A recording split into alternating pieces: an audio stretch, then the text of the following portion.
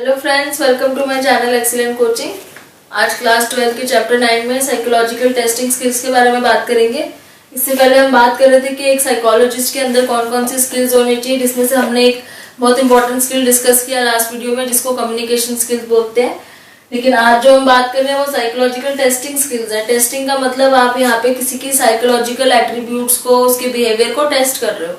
और ये टेस्ट करने क्यों जरूरी होते हैं? क्योंकि जब आप किसी को एनालाइज करके बताते हो उसके बिहेवियर के बारे में, तो एक सिर्फ ऑब्जर्वेशन करने से या किसी को अपने आप की जजमेंट के थ्रू आप समझाते हो तो उसको एक प्रूफ चाहिए होता है कि आप जो बोल रहे हो एक्चुअली में आप कैसे प्रूफ कर सकते हो कि वो चीज एक्चुअली में हो रही है।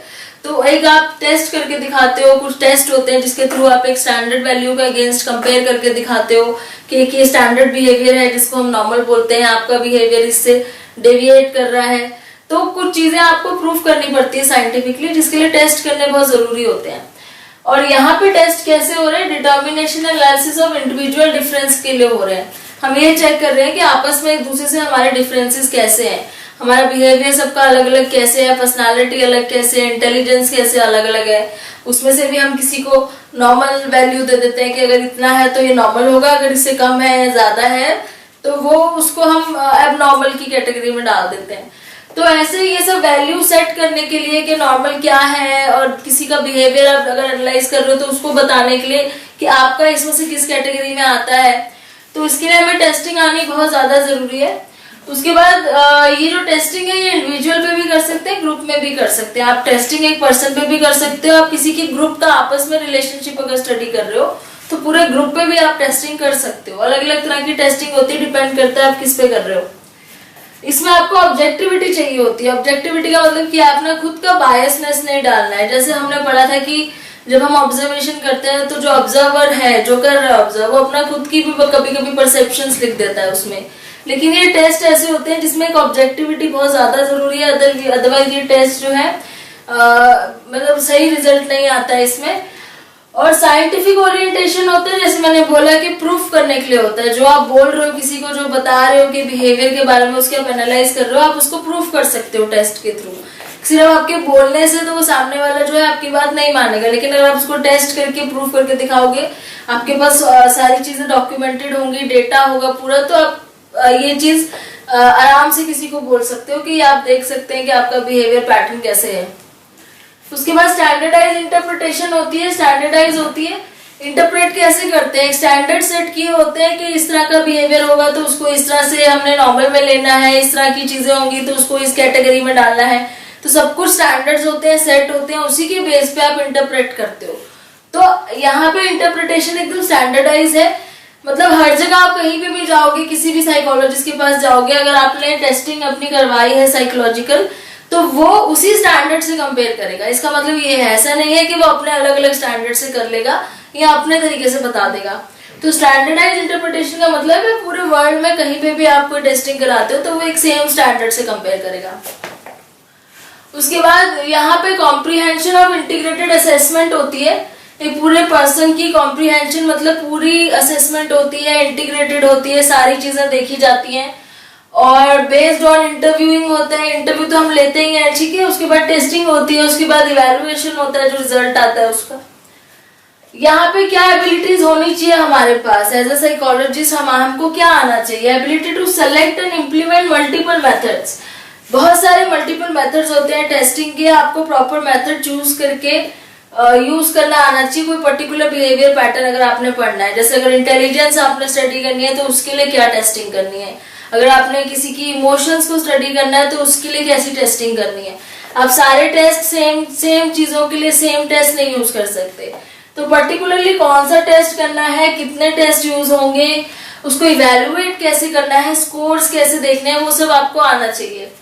Ability to use systematic approaches to gather data. Data कैसे कलेक्ट करना है, उसका सिस्टम क्या है, क्वेश्चनेयर, इंटरव्यू, ऑब्जर्वेशन, जो भी सिस्टमैटिक टेक्निक्स है डेटा कलेक्ट करने की, वो चीजें आपको पता होनी चाहिए। Knowledge of psychometric issues. Psychometric issues जैसे कि हमारी एबिलिटी, एप्टीट्यूड्स, बिहेवियर हो गया, पर्सनालिटी, मेमोरी, इंटेलिजेंस की नॉलेज होनी चाहिए सबको। तभी तो आप लोगों को 11th क्लास में ये सब चीजें अलग अलग से पढ़ाई जाती हैं कि इंटेलिजेंस क्या होता है, पर्सनालिटी क्या होती है, मेमोरी क्या होती है। तो ये क्यों पढ़ाते हैं? क्योंकि ये साइकोमेट्रिक इश्यूज है जिसकी नॉलेज आपको पहले बेसिक होनी चाहिए, तभी आप उसको टेस्ट कर सकते हो। फिर ability to integrate assessment data, और फाइनली जो असेसमेंट आप करते हो डेटा का, उस सबको मिला जुला के एक साथ आपको एक फाइनल रिजल्ट या एक फाइनल जजमेंट करनी आनी चाहिए कि एक्चुअली में क्या है बिहेवियर। ठीक है, तो ये एबिलिटीज हो गई। अब ये सारी टेस्टिंग करने के लिए जितनी भी हमें एबिलिटीज चाहिए साइकोलॉजिस्ट के अंदर और जो होना चाहिए वो सब ठीक है, लेकिन हमें कुछ चीजें ऐसी जो पता होनी चाहिए टेस्ट के बारे में, ताकि हम उसको ढंग से कर सकें। जैसे क्या, पर्पस ऑफ द टेस्ट, आप जो टेस्ट यूज कर रहे हो उसका पर्पस क्या है, वो किस चीज के लिए बना है। कहीं आप गलत टेस्ट तो नहीं यूज कर रहे, कहीं आप मेमोरी के टेस्ट करने के लिए आप कोई एबिलिटी का या एप्टीट्यूड का टेस्ट तो नहीं यूज कर रहे, तो क्या वो टेस्ट उसी पर्पस के लिए बना है जिसके लिए आप उसको यूज कर रहे हो। तो ये चीज आपको एकदम क्लियर होनी चाहिए। दूसरा, टारगेट पॉपुलेशन, उस टेस्ट की टारगेट पॉपुलेशन क्या है। जैसे हमने ये चीज पढ़ी हुई है कि जो टेस्ट वेस्टर्न कल्चर के लिए बनाए गए हैं वो कई बार इंडियन कल्चर में नहीं सूट करते।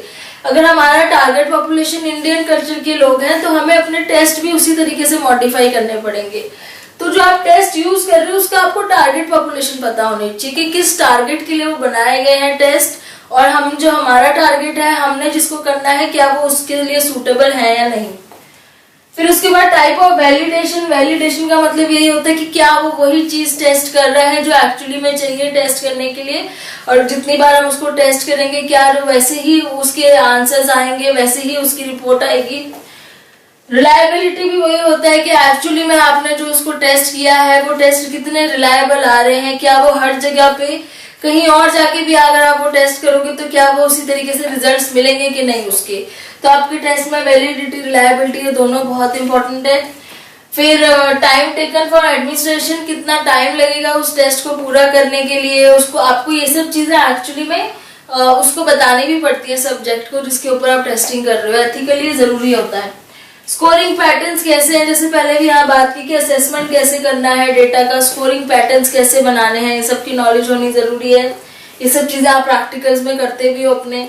नॉर्म्स क्या है, क्या स्टैंडर्ड रूल्स रेगुलेशंस है, नॉर्म्स हैं जो जो फॉलो करने हैं, आपने फॉलो करने हैं, आपके सब्जेक्ट ने फॉलो करने हैं, किस तरीके से बिहेव करना है। आप ऑब्वियसली सब्जेक्ट को बोलते नहीं हो कैसे बिहेव करना है, लेकिन आपकी एक स्टैंडर्ड सेट कंडीशंस होती हैं कि आप एक्सपेरिमेंटेड लैब में करोगे या फील्ड में करोगे, वहां पे किस तरह की चीजें कंट्रोल्ड होनी चाहिए, क्या नहीं होनी चाहिए, वो सब नॉर्म्स में आ जाता है। लिमिटेशन ऑफ द टेस्ट क्या है, फाइनली हर टेस्ट की लिमिटेशन होती है कि उसमें आप ये चीज नहीं देख पाते हो, कई टेस्ट में आप सारी चीजें कवर नहीं हो पाती हैं, कुछ ना कुछ लिमिटेशन होती है हर टेस्ट की, वो हर सिचुएशन में नहीं हो सकता है। तो ये सारे फैक्ट्स होते हैं जो हर टेस्ट के बारे में आपको पहले ही क्लियर होने चाहिए जो भी आप टेस्टिंग करने लगे उसके लिए। तो ये टेस्टिंग स्किल जो है it is also one of the ability जो एक अच्छे साइकोलॉजिस्ट के पास होनी चाहिए, क्योंकि जब वो कम्युनिकेशन वगैरह यूज करता है उसके बाद टेस्टिंग करने की बारी आती है जिसमें उनको ये सारे स्किल्स की रिक्वायरमेंट होती है। अब इसके आगे हमारा इंटरव्यूइंग स्किल्स आएगा जो कि स्टार्टिंग होती है जब हम किसी सब्जेक्ट से बात करते हैं तो हम इंटरव्यू से स्टार्ट करते हैं उसका। तो इंटरव्यूइंग स्किल्स बहुत ज्यादा जरूरी है साइकोलॉजिस्ट में, जिसको हम नेक्स्ट वीडियो में पढ़ेंगे। Thanks for watching.